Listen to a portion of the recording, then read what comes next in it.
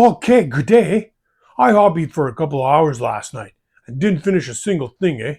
And for the first time in a year, I'm talking about hobby psychology on this channel. It didn't bother me because the best hobby upgrade isn't a new tool or model. Before I tell you why, hit subscribe. If you've been enjoying the psychology series over the past year, you're gonna love where we're taking it next, eh?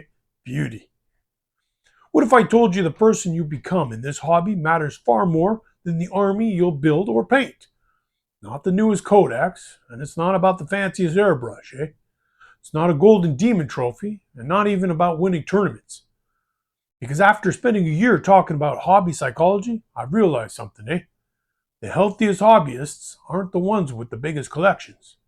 They're the ones who still love showing up.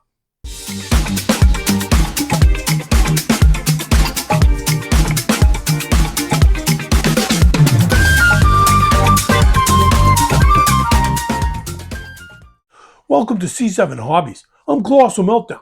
So today isn't just another episode. It's hard to believe that we've spent the last year talking about different psychology topics that affect miniature painters and tabletop gamers, eh? And as I was putting this episode together, I realized they all keep pointing back to the same two ideas. Own your own hobby journey and never underestimate the value of community. We've covered FOMO, the inner critic, and why you compare your tabletop to a guy on Instagram who apparently airbrushes with his feet. How would that work?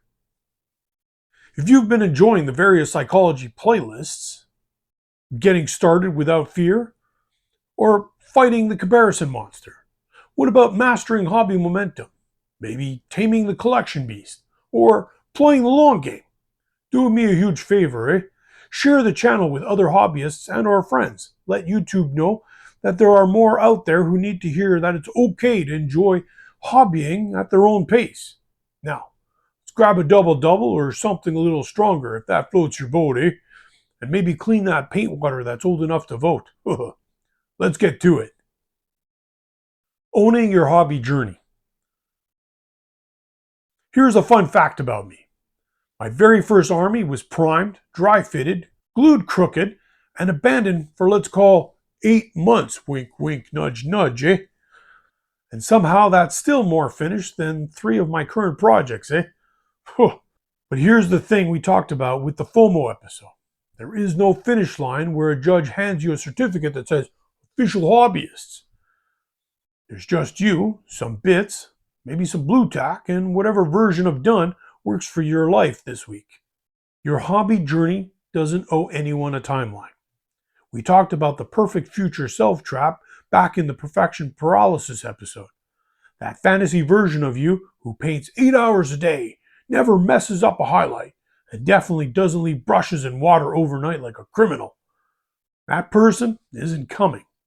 And that's good news, actually, because the person who shows up tired, paints one model badly, and enjoys it anyways?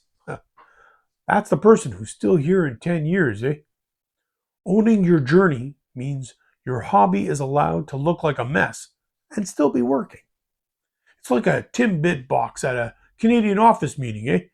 Nobody agrees on what's inside, and half of it's a little stale, and somehow it still brings everyone together.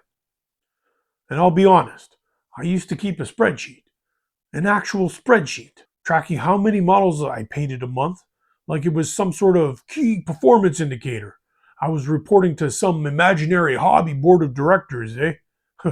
I deleted it. Not because tracking is bad. Some of you love that, and that's great, eh? But because mine had turned into a stick I was hitting myself with. And nobody's hobby should come with performance reviews. Owning your hobby isn't about lowering the bar. It's about deciding whose bar you're actually measuring yourself against.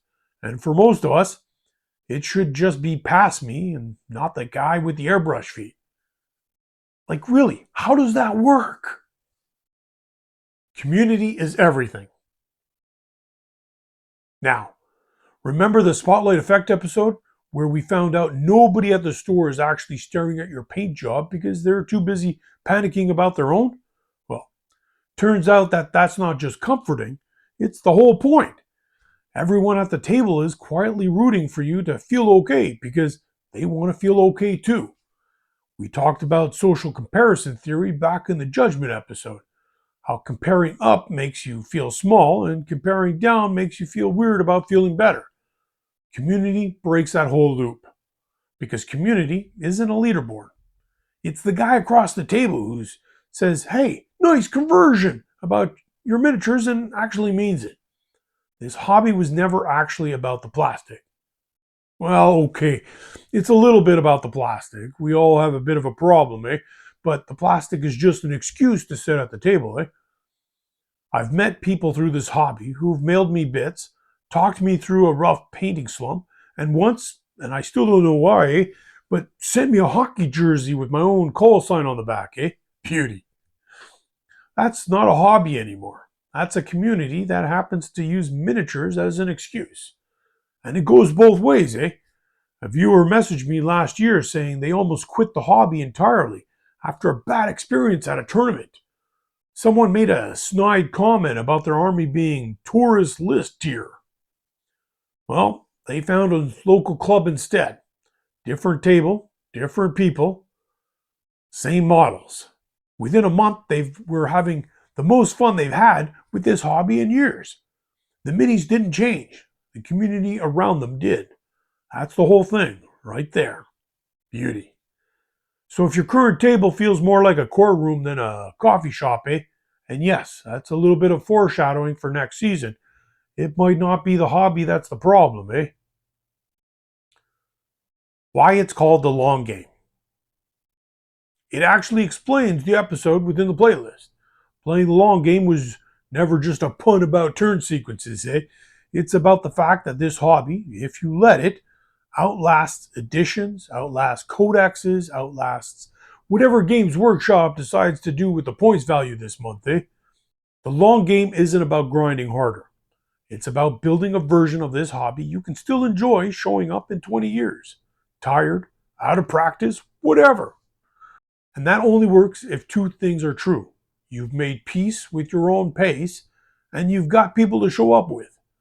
Owning your journey, community, same two ideas every single time. After a year of episodes, and it turns out I basically just made the same point 50 different ways, eh? Which, honestly, tracks for a guy who still can't finish a squad, eh? Rapid fire recap. Okay, quick lightning round before we go, eh? FOMO doesn't care about your paint schedule. The inner critic is not a quality control department. Upward comparison is a trap with really good lighting. Nobody's staring at your paint job. The spotlight effect said so. Your perfect future self is a myth with really nice brush control. Perfection paralysis is just fear wearing a primer coat. A tournament loss is data, not a verdict on your worth. Burnout doesn't care how much you love the hobby. Comparing your day 1 to someone else's year 10 is just self-sabotage with extra steps. And the one that ties it all together? This hobby rewards people who keep showing up, not people who never miss. Before we wrap up, one more ask. Drop a comment with the episode that actually hits home for you. I read every single one, and it generally shapes where we take the next batch of episodes. And if you're new here and you just found us through this one, welcome. Subscribe and go back to episode 1. There's a whole backlog waiting for you, and somehow it's cheaper than therapy, eh? So that's the first year. One big idea underneath all of them. Own your journey and don't do it alone. Round 2 starts next episode, eh? Same channel, same nonsense, and a brand new set of topics, eh? Now go forth, be awesome, and paint for the paint gods. Beauty, eh?